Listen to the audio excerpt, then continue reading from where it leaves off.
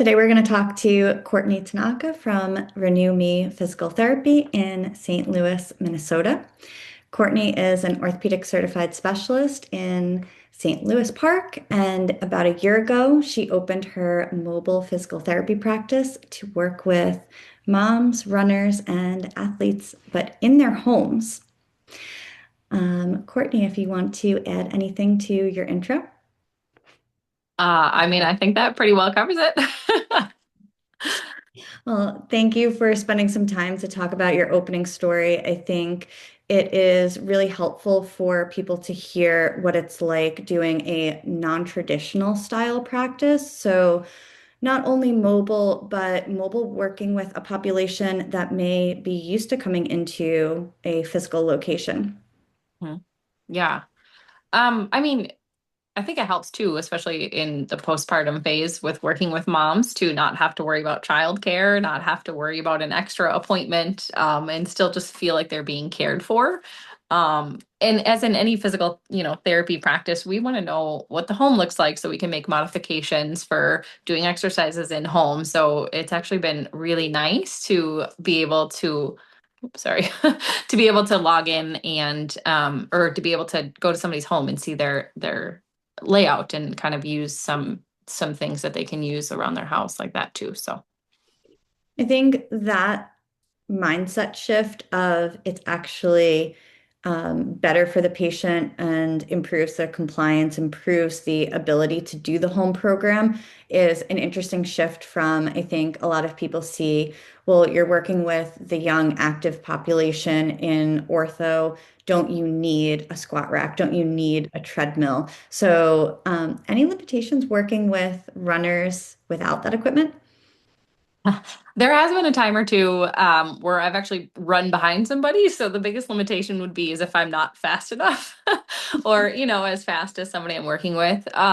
Thankfully, a lot of the patients, like a lot of runners that I have treadmills in their home. But I Okay. have also used my gym. So I've had patients actually come into my gym as well, like the gym that I belong to, and then I can use their treadmills and some weight equipment. But I've always had the philosophy of I'm not going to give you something to do at home that you don't have that you don't have the equipment for. So I've always been a more let's use what we have type of physical therapist, even when I had the equipment available at my expense. So Yeah, I agree. And in New York City, with what they call 500 square feet, it's really like 300.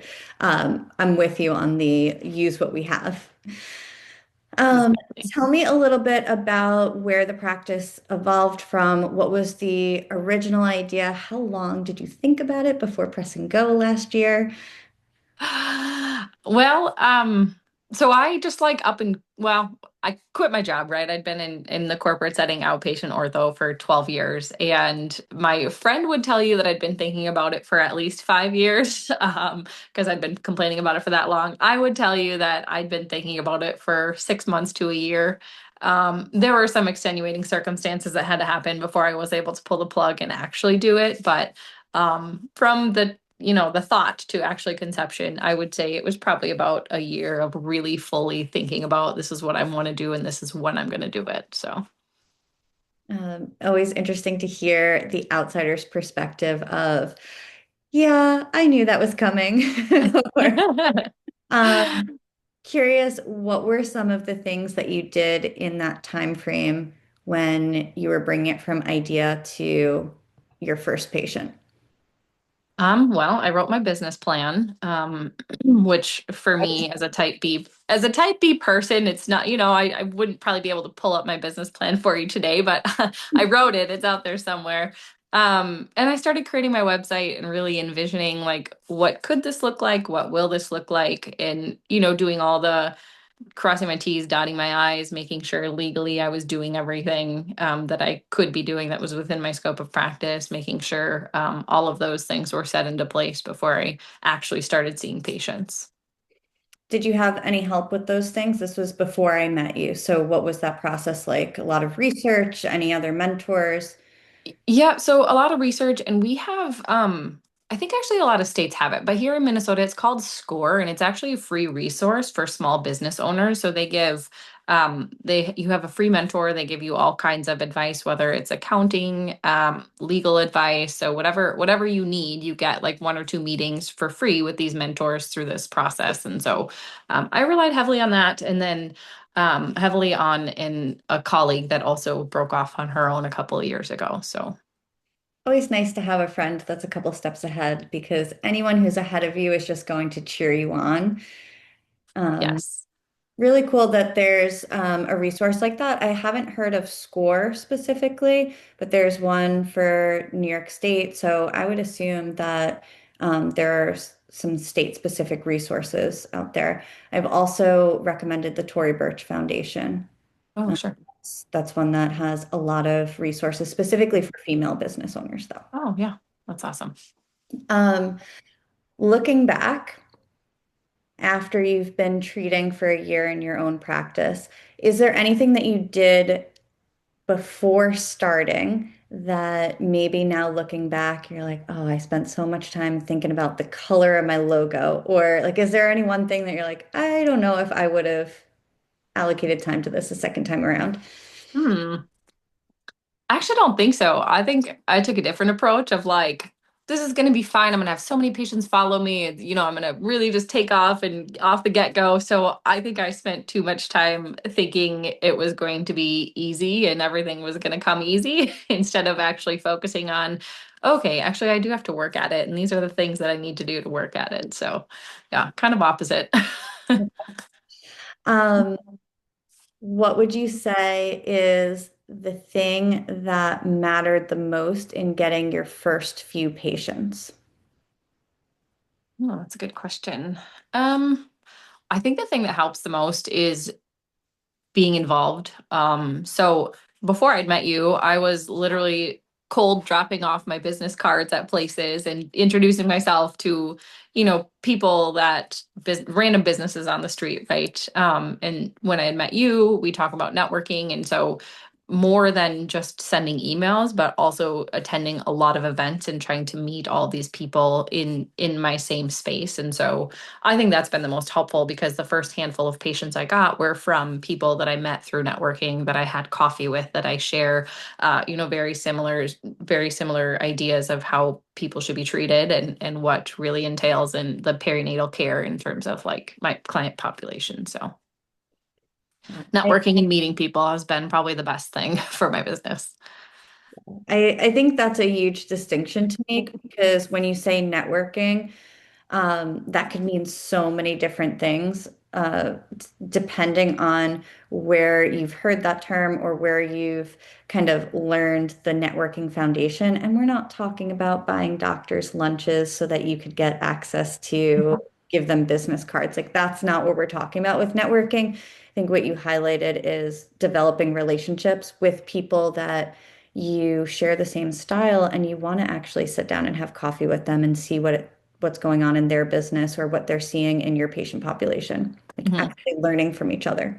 Yeah, yeah. Um, okay. Anything else with marketing or networking that was surprising throughout your startup phase? So if you're talking to someone who's dipping their toe in the water, or maybe they're still in the first couple months. Yeah.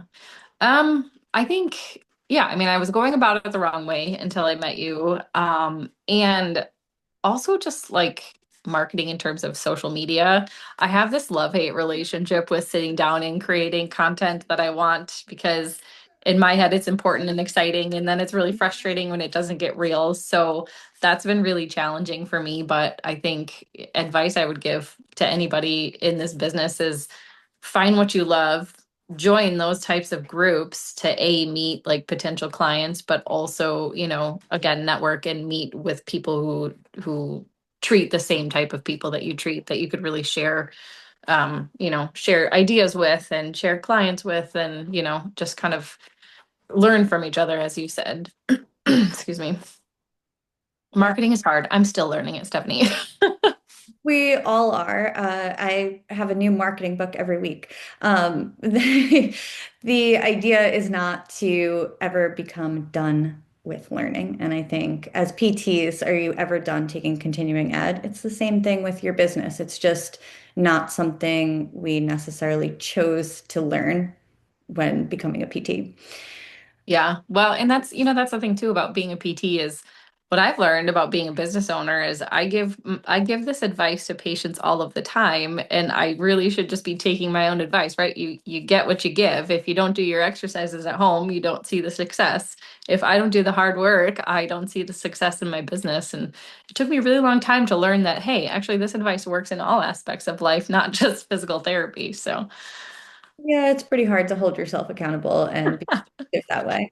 yes, But that's with your social media, I feel like your personality has totally come out now that you've allowed it to, and weren't staying in such a box of like, I have to educate in this very professional way, and it all has to look a very similar way. Like now it feels like there's a person behind it, and it feels like when I'm talking to you, I'm like, as soon as I see one of your videos, it like is funny and engaging and very spot on to what your patient population is dealing with on the day to day. well, thank you. I think I'm funny sometimes too. Actually. Um, okay. Now we're going to go into, you know what? Before I ask you some of these bigger questions, I want to know, where do you see the practice going? And I think some interesting conversations that we've had are these balancing act of, do I want to do this full time? Do I want to have a multi-practitioner, big office space one day? Or do I like having a variety in my schedule?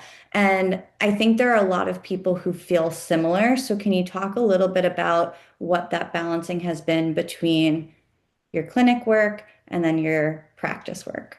Yeah. I mean, right. So I started my business because I got to the point where I didn't love what I did anymore. And, nobody goes to school for 7 years to want to not love what they do anymore. So, I thought, well, maybe if I'm in control, I will love what I do. And so that check has happened. The other piece is maybe this means I actually have to work less, which is not true, especially in the beginning. You actually have to work more.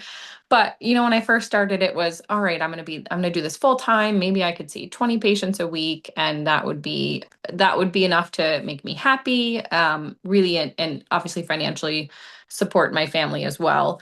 And then I think I switched ways at one point to, oh, it would be great is if I actually had a brick and mortar and if I had a couple employees under me, and then 6 months go by, and I'm like, oh, you know what? Actually, I kind of like seeing 10 patients a week and then also doing this other side gig that I have. So, what I've realized is I need to embrace the change. And at some point, I'll hopefully land where the right place is for me. And in the meantime, as long as I'm still working hard, ideally it'll get to where I'm happy and where I want it to be.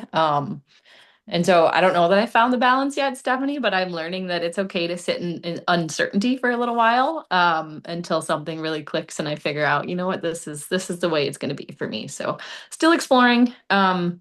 Ideally, I would have, a space for 1 or 2 days and I would still be mobile because I think that's important for a lot of my clients. But always the fear of burnout in our field, right? So trying to make sure that I don't hit that again. What are some of the things that you do to make sure that you don't hit the burnout point? Well, right now I'm doing two other jobs, excuse me. So, I work at a running shoe store, which is my fun job, and I get to meet runners and, I get shoes out of the gig, so that's not a bad deal. But then I also work in the digital physical therapy space, so I'm still using my PT brain, but it's more virtual and on the phone, and I'm just intaking people. So it's a nice mix of I'm still using my degree, but I'm not shuffling patients through like the factory that I was in the outpatient clinic. So it's a nice mix so far, and so far it's keeping me happy. So we'll see what my next goal is, I guess. I think that's the most important marker of success is, are you happy with this layout? And, if not, it's in your control to change it and then we set that next goal. But if you are happy with the variability in your week, I was talking to an owner in Alaska yesterday, and she was talking about how much she loves her clinic job and she loves her patients.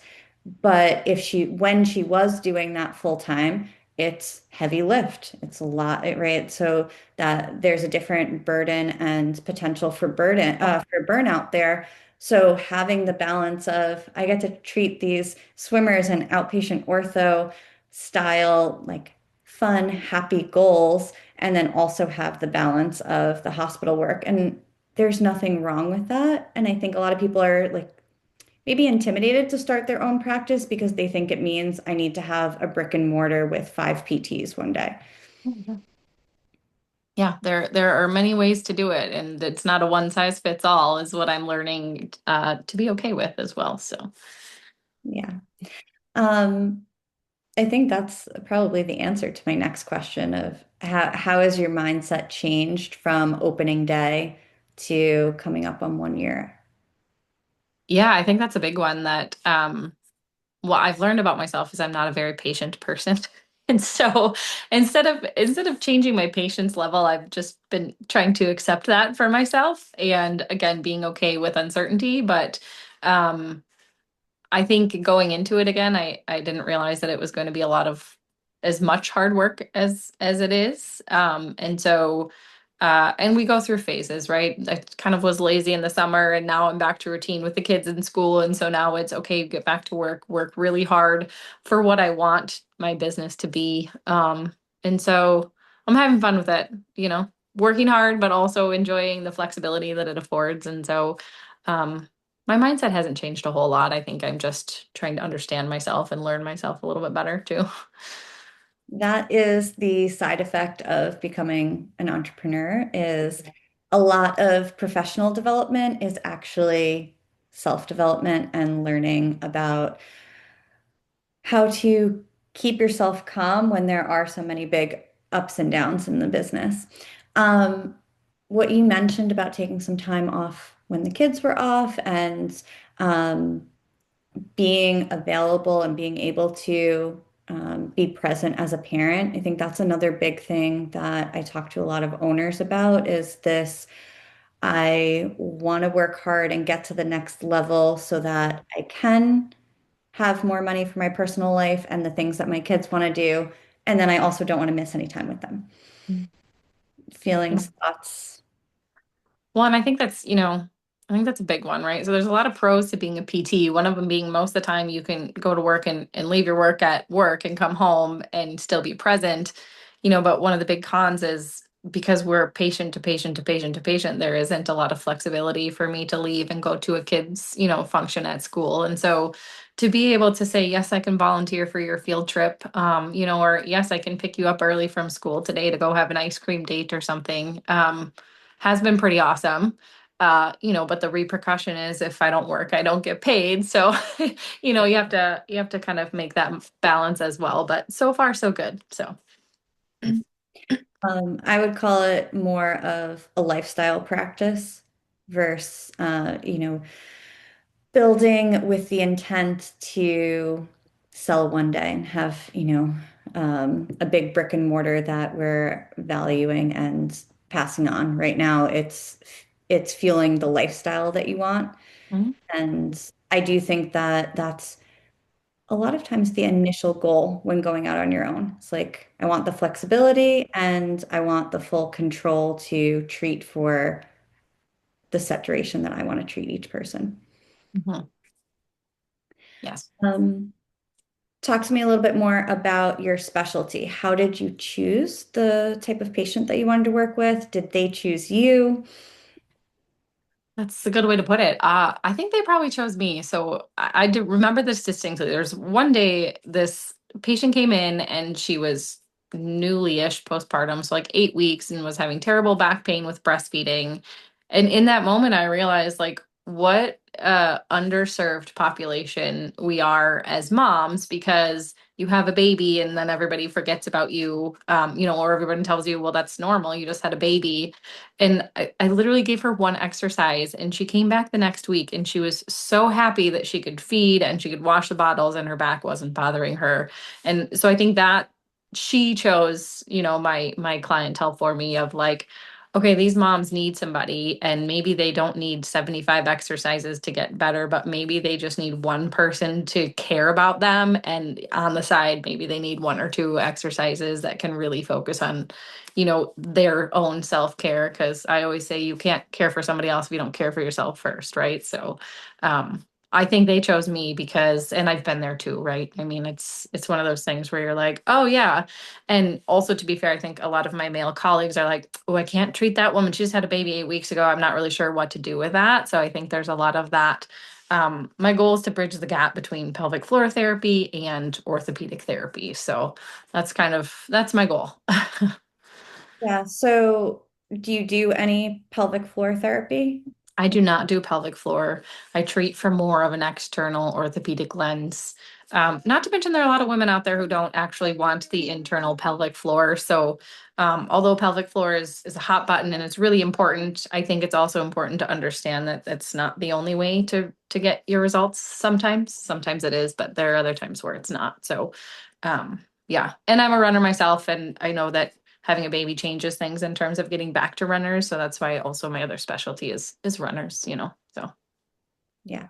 Um, I think that highlighting that aspect of orthopedic care in the postpartum population is definitely a different lens because, from what I know, you do collaborate with the other specialists and you're looking at it from whole body perspective and return to sport, which may be a little bit different from when they are getting a referral specifically to pelvic floor. yeah, exactly. That's well put. Um, any other advice that you would give someone who is interested in specifically a mobile practice? Let's go there. hmm Find yourself some good audiobooks that you enjoy while you're on the road. um, Find good solid equipment. I've actually struggled with that. So, I mean, again, truly the only thing I need is a table and, maybe a few things in my bag of tricks, but find what's really important to you to have on hand. Um, Set yourself boundaries of this is my radius. And if you're outside of my radius, X, Y, and Z I can offer you. And schedule yourself properly. I don't schedule myself lunches a lot because, quite frankly, I forget. And so, in the interest of taking care of myself so I can take care of others, I think schedule blocks have been helpful. And I know you and I talked about that a long time ago, and that's really helped me as well. So, Yeah. and I like it because, I mean, it's low overhead, right? I don't have a space to rent. And truly, I only have maybe like one or two patients that would prefer to come to a clinic, but most of them are thrilled that I come to them. So, I think don't underestimate the value of, in-home therapy, um, not home, different from home health, right? But Totally different population and totally different equipment required. Um, I think the um, learning to prioritize what you have available. That's definitely, I talk to a lot of aspiring owners and they're trying to think of their budget for their new practice. And, they're talking about all of this fancy equipment and very expensive leases and things like that. And going mobile first is such a strong lesson in, okay, what's actually the priority of what I need to help this person? And it Mhm. really will fine tune, especially if you have to do it in a situation where you're dragging a treatment table, maybe up and down stairs or anything like that. Yes, yeah. Um, okay. Anything else that you would like to end with? So people who are going to be listening to this are aspiring owners, they're just starting out, or we have some people who are hiring for the first time and they're thinking about expanding. So anything that you want to leave the audience with. Hmm. I think the best thing I have to offer is ask for help. You don't have to do it alone. And what I've learned is people are more than willing to help you in whatever capacity they have to offer. So much like I tell new moms, ask for help. Somebody out there is going to have the one piece of advice that you need to hear. So ask and ask often and ask many people for help because it takes a village to start a business, it takes a village to run a family. And so it just takes a village in general. So, Absolutely. I think that's a really good way to sum this up. We started out talking about your first mentor, the importance of relationships and your network, and then good way to close out with you need to have people that you can lean on. mhm, exactly. Well, thank you for sharing your story, and I'm going to put your contact information in the caption so that this way, if there are any curious owners that want to reach out and ask you for support, I'm sure that you would offer the same that we just talked about. Absolutely. Okay. Thank you so much, Courtney. All right. Thanks, Stephanie.